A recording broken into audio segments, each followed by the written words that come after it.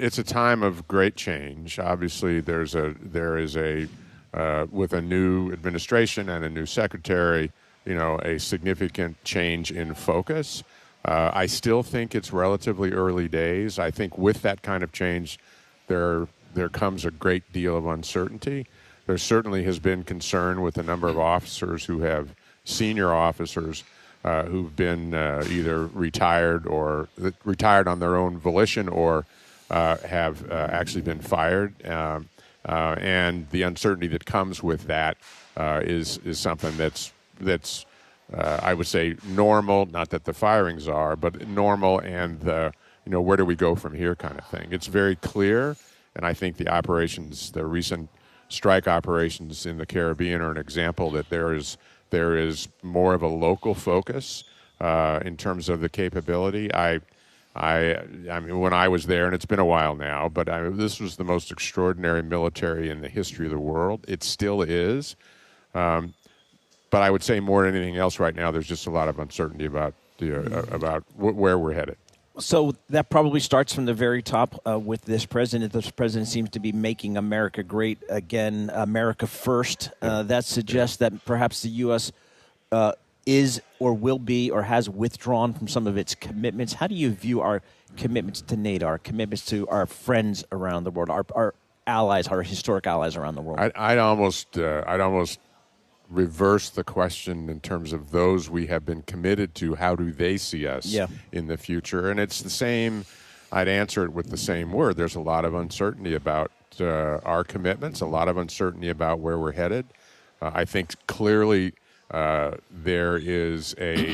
will be, it looks like, a significant reduction in those commitments around the world. When I was chairman, I was one, and I spent a lot of time in NATO, and I was one of those individuals that argued strongly for significantly increasing the commitments of our NATO partners, and they didn't do that. And, I give President Trump a lot of credit. He clearly has their attention. They clearly are committed at a time also where, particularly in Europe, it's quote-unquote war on the continent, which we've feared for decades. Let's go there right now. Admiral Mullen with us, Michael Mullen with us, an extended conversation here at the Bloomberg Global Forum. Paul Sweeney and Tom Keene across this nation, across Canada.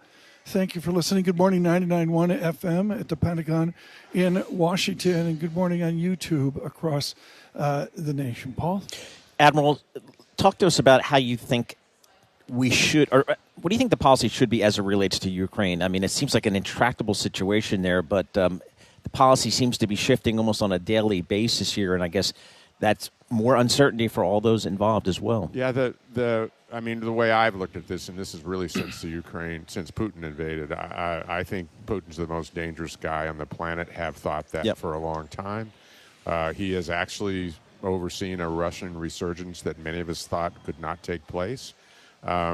And my friends in Europe in particular consider this an existential threat, because it's not just going to stop with Ukraine.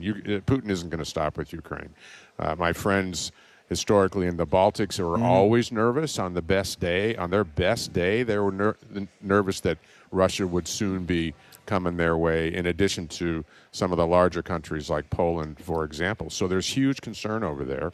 And I think it's we're at a really important inflection point about, are we going to support our European friends, and in particular Ukraine, or are we going to let Putin march on? And I think without the U.S., he will continue to march on. Admiral, I would suggest, I mentioned this yesterday with Jens Nordvig, who's expert on foreign exchange. He's from Copenhagen in Denmark. And I informed that I think most Americans would know the Baltic Sea if they got a map out, including the President of the United States. If you were back running a gasoline tanker, the USS Noxubee, did I pronounce that right? Would you take it into the Baltic Sea right now? Yeah, I'd be comfortable with that. What is our risk of about a sea we don't even know about, other than it's somewhere near a good dinner in Copenhagen? Well, there's a lot of people actually in the military and certainly in the Navy that we know a lot about. But Americans don't. No, I understand that. And I think back to the challenge in Europe, there's no better indication of the fear and the response than Finland and Sweden literally joining NATO overnight. I know those countries well. They are historically very neutral, did not want to join NATO, and just overnight, particularly, and obviously they live in the Baltic area, and that's the concern. And so I think Europe's going to have to come together more with respect to that space, and they do not. The Nordics have always handled Russia pretty well. But that change was a sea change from my perspective and an indication of how serious this threat is.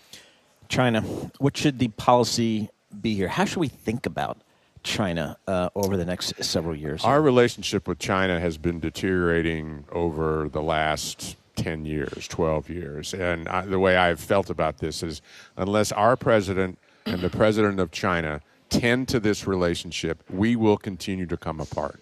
Across the board. I'm hugely concerned about it. It is the one existential threat to the United States of America and to the Western world, China, and where Xi Jinping goes and what he does matters greatly. I'm somewhat comforted by the interaction of our economies, the interdependence of our economies, which I think can bound how strongly we would react in terms of whether there would be conflict or not.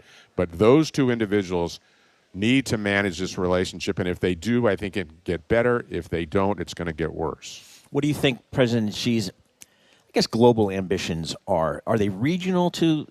I think he starts regionally. I think, that part of the world, but clearly he's invested globally, around the world, and in many ways, he's copied us. He's copied what the United States has done since the early 1900s, including the South China Sea. In the early 1900s, we wanted to figure out how to take care of our home waters in the Caribbean. So he continues to copy us. His military continues to grow. He's got a lot of churn in the military. He has fired a lot of his senior officers. So I don't know how much he trusts his military leadership. But back to what I said, I think it's got to be our president and their president that makes sure nothing bad really happens.